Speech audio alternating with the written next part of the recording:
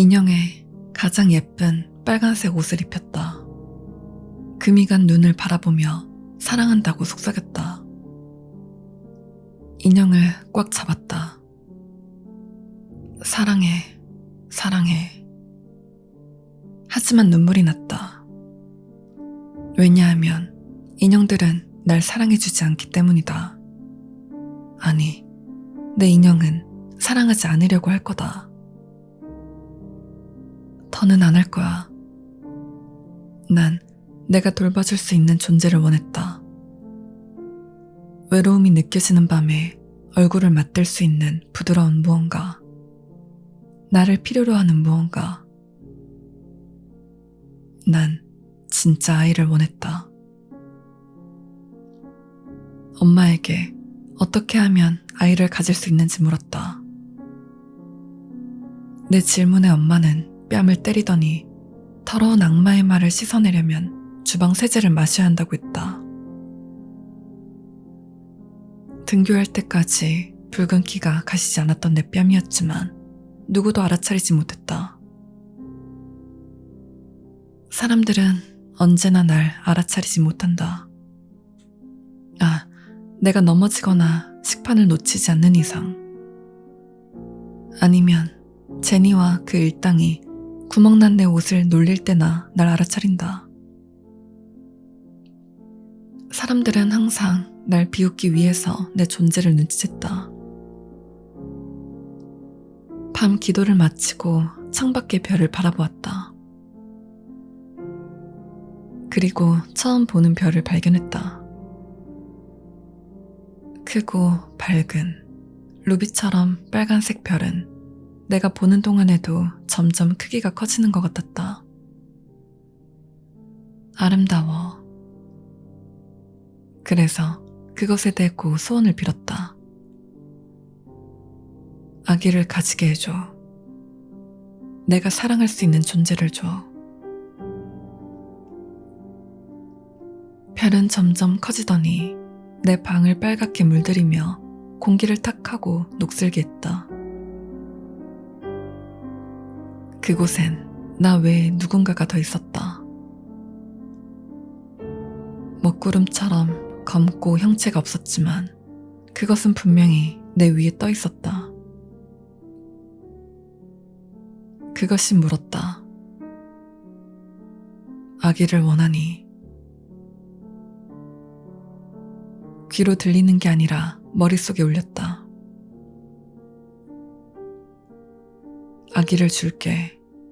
하지만 어떤 일이 있어도 그 아기를 사랑하고 돌봐주겠노라 약속해야 해.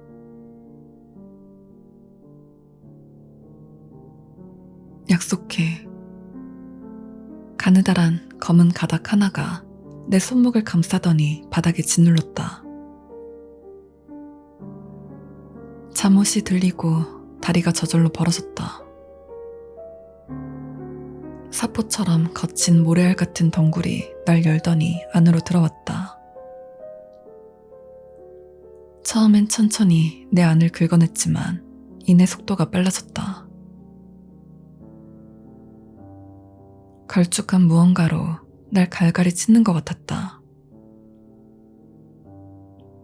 머리를 뒤로 젖히며 소리를 질러보려고 했지만 검은 것이 내 입을 막아 아무 소리도 나오지 않았다. 그것이 말했다. 너의 아이를 사랑하려면 일단 고통을 받아야 해. 그리고 마지막으로 한 번 더 내게 밀어넣더니 내 안에서 유리 조각이 터지듯 폭발했다. 그것은 나를 붙잡았던 강한 힘을 풀었고 난 내 안에서 빨갛고 진득한 무언가가 흘러나와 바닥에 떨어지는 것을 느꼈다. 몸이 떨렸고 너무 추웠다. 방이 무너진다. 이렇게 죽는 걸까? 내가 물었다.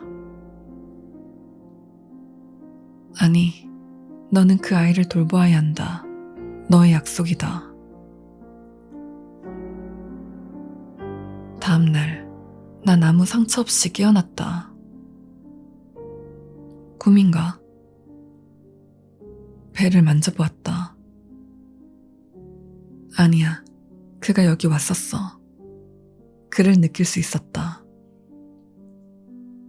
작고 약하지만 완벽한 아이. 난 약속을 지킬 거다. 아이는 매일 자라났다. 곧 내 배는 둥글게 부풀며 옷을 꽉 채워갔다. 사람들이 날 알아챘다. 특히 제니와 그 무리는 더욱더 그랬다. 이 걸레야. 그들은 날 그렇게 불렀다. 쓰레기. 하루는 버스가 출발하는 순간 밖에 서있던 제니가 그 앞으로 넘어졌다. 버스 바퀴가 제니의 머리를 터뜨리는 소리가 주차장에 울렸다. 경찰이 운전자를 체포하러 왔을 때 그는 무언가가 제니를 밀치는 것을 보았다며 말을 더듬었다. 작고 검은 살아있는 그림자 같은 무언가가. 엄마는 울었다. 날 뜨거운 물이 가득한 욕조에 넣고 피부가 까질 때까지 내 살을 박박 문질렀다. 더러워, 더러워. 내가 등교하는 걸 금지했고 상황이 마무리될 때까지 날 집에 가두겠다고 했다. 이웃의 눈총을 받으니까. 난 개의치 않았다. 내 아이가 안전하다면 어디라도 상관없다. 아이가 나오는 꿈을 꿨다. 아이가 이름을 알려줬지만 내가 발음할 수 없는 것이었다. 꼭 파리떼가 들끓는 소리 같을까. 말할 수 없었다. 하지만 머릿속에서 들렸으니까 그거로 충분했다. 아이는 자신이 많은 것을, 대단한 일을 해낼 테지만 그러기 위해서는 내 사랑을 받으며 강해져야 한다고 했다. 꿈속에서 난 그를 붙잡고 심연 같은 눈을 들여다보며 언제나 그를 사랑하고 보살피겠노라 속삭였다. 엄마도 아이 꿈을 꾼 모양이었다. 침대에 누웠던 엄마가 땀에 흠뻑 젖어 깨어나더니 신께 도와달라며 간절하게 기도했다. 하지만 점점 식사량도 줄더니 살이 다 빠져서 창백한 해골과 같은 몰골로 변해갔다. 그것이 시작된 것은 어느 날 밤 그림을 그리던 중이었다. 빨간색 크레파스를 잡으려고 움직인 순간 액체가 내 안에서 쏟아져 나왔다. 그는 이제 준비됐다. 마침내 준비됐어. 엄마를 불러 때가 되었음을 알렸다. 엄마는 병원에 연락했고 제발 이웃이 눈치채지 않도록 조용히 의사를 보내달라고 애원했다.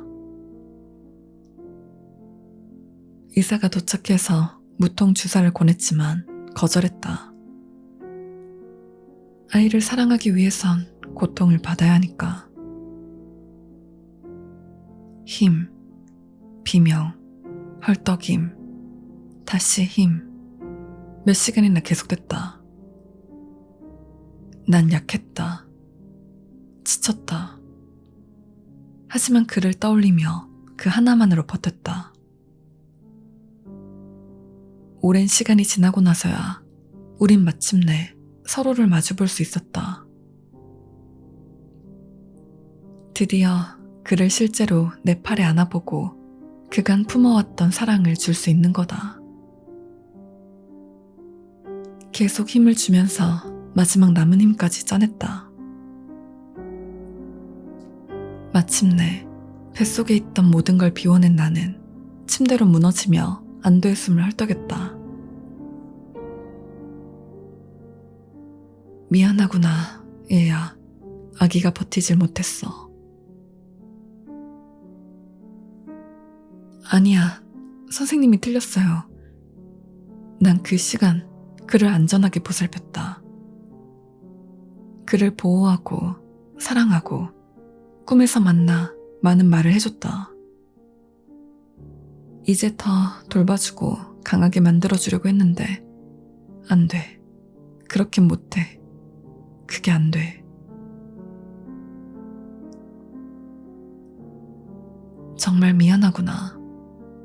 자, 내 아기다. 마지막 인사라도 나누렴. 아이를 내 손에 안았다. 축 처진 아이는 미동도 없었다. 창백한 피부, 꽉 닫힌 눈, 너무 고요해 보여. 살면서 이렇게 아름다운 건 본 적이 없다. 그를 가슴에 꼭 품고 울었다. 눈물이 아이의 머리로 떨어졌다. 안녕, 내 사랑. 안녕. 하지만, 아니, 이렇게 보낼 순 없다. 그의 소리가 들린다. 마음속에서 팔이 들끓는 소리가 들린다. 아이가 눈을 번쩍 뜨더니 머리를 움직여서 의사와 엄마를 바라보았다. 엄마는 주저앉아 비명을 질렀다. 자꾸 바닥을 밀어내듯 발버둥 치는 엄마는 이제 한쪽 구석으로 밀려나는 중이었다. 눈은 발작하는 사람처럼 붉어져 나왔다. 의사는 잠시 얼어붙은 듯 서 있더니 화장실로 들어가서 조용히 문을 닫았다. 내 아이가 날 보자 그제야 처음으로 그의 눈을 볼 수 있었다. 자성과 같은 커다란 암흑을 품은 두 개의 눈동자가 방의 모든 빛을 빨아들이는 것 같았다. 차갑고 까만 눈을 보며 미소 지었다. 내 아들, 너무 아름다운 내 아들. 이렇게 보게 되어 너무 행복하구나. 엄마의 비명이 내 귀를 긁는 것을 느끼며 일어났다. 그리고 아들을 데리고 화장실로 향했다. 문을 열어 의사 몸 아래로 퍼지는 빨간색 웅덩이를 조심히 건너 물을 틀었다. 아들이 날 바라보는 동안 나는 얼음처럼 차가운 물로 아이를 씻었다. 완벽했다. 아이는 내가 원했던 그대로였다. 그리고 내 것이기도 했다. 그날 밤 꿈에서 무언가를 보았다. 거대한 빌딩과 기념비가 한순간 먼지로 변하는 모습. 인류가 일궈놓은 도시를 파도와 같은 불길이 쓸어가는 모습. 엄청난 파리떼가 먹구름처럼 모여 태양을 가리는 모습. 빨간 것을 보았다. 빨간 안개, 빨간 강, 빨간 진흙 덩어리가 달빛 아래 높게 쌓였다. 그리고 그 가운데 내 아들이 보였다. 엄마는 우리 아들이 정말 자랑스럽단다. 언제나 널 위해 있을게.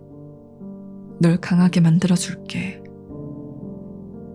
네가 되어야 하는 그 남자로 만들어줄게. 언제나 널 사랑하고 돌봐주고 보호해줄게. 무슨 일이 있다고 해도 꼭 약속해.